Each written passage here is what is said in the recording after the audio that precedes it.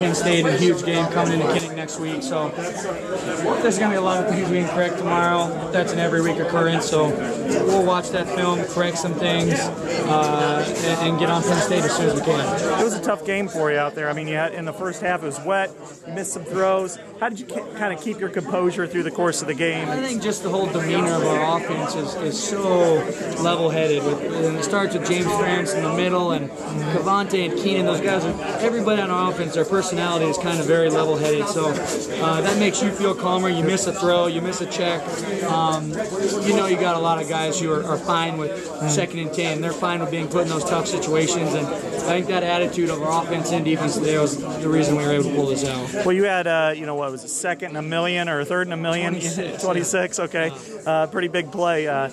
You came up with one of your best throws maybe in your career, and Keenan came up with one of his best catches in his career. Yeah, 2nd and 26, dug ourselves in a big hole and got him to play base defense, which we knew we had a shot opportunity, and it had that look a lot, hadn't really taken the shot yet.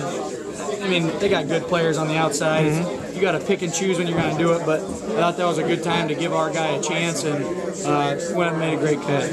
Yeah, on a lot of the even 3rd downs and 9s and stuff, you were taking the 3-yard check down outs. Yeah, it's a defense that if they can get you in 3rd and long, they can do so many different things, and it's kind of from a quarterback offensive perspective. The thing you don't want to do is turn it over and get them riled up. We saw what happened on that first drive when that happened, and ball security it's huge.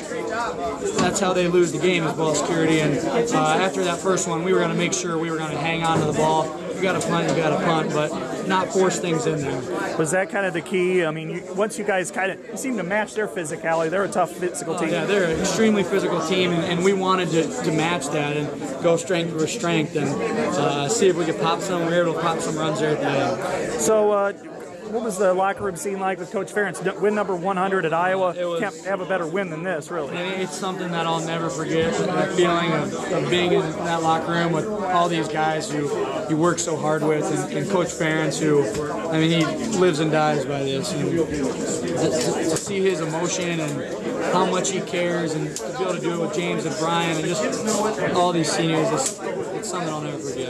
What is this like? I mean, you guys have been on a roller coaster season. You lost to Central Michigan. Coming back, you beat Minnesota. You come here, you win this game.